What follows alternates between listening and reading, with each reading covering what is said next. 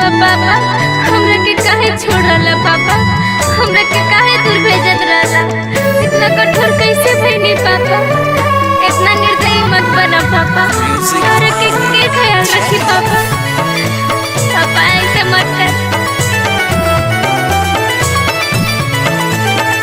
Presented by Colors Recording Studio, Shiwara. कवने कसूर हम करी दिले जे हमरा के तेजी दिल हो जी। कवने कसूर हम करी दिले जे हमरा के तेजी दिल हो जी। आज पापा जंघिया बैठाई हमरा के दान कैला, दोसर हथवा सौंपी दिला हो जी।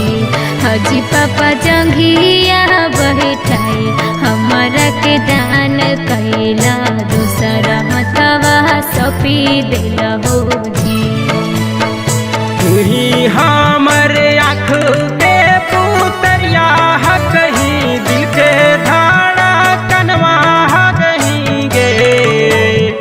तुही हमर आँख के पुतरिया कहीं दिल के धाड़ा कनवा कहीं गे।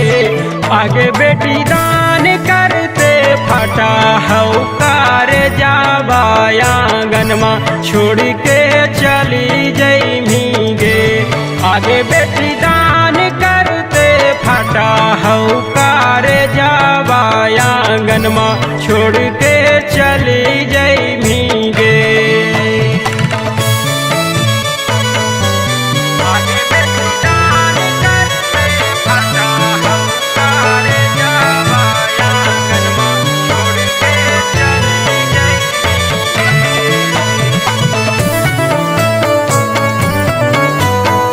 Mix by Shambhu Bihar.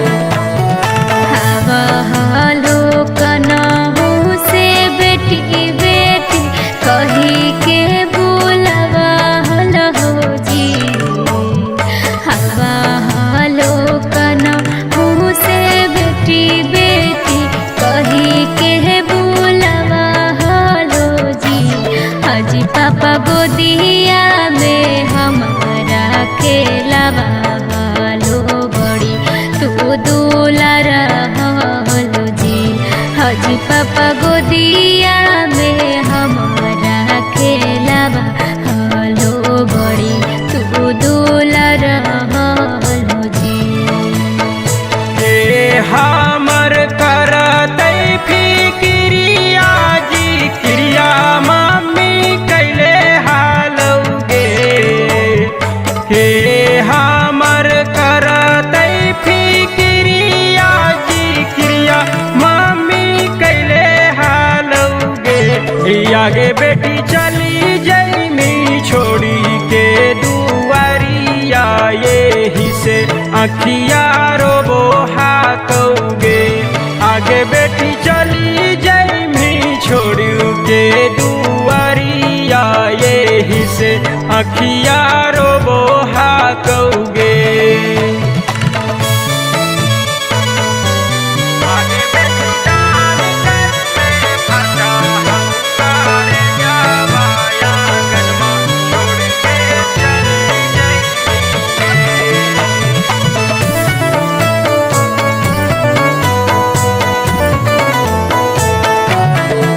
हजी काठ जहिसन कई लोकर जाबा ससुरवा हमरा भेजी दिल हो जी। काठ जहिसन कई लाकर जाबा ससुरवा हमरा भेजी दिल हो जी। हजी पापा होई गेलियो बेटी या बधुरावा से घर बहा से भेजी दिल हो जी। हजी पापा होई गेलियो बेटी या बधुरावा से घर बहा से भेजी दिल हो जी। जब तक जिंदा हमें रहबो बेटी तू आत जात रही होगे। जब तक जिंदा हमें रहबऊ बेटी तुम आत जात रही होगे। आगे बेटी सुमित पापा हको मीरा दैया तू खुशहाल रही होगे। हाजी पापा बेटिया दीपाली से छुटकारा होलो घरा बहा से तेजी दिल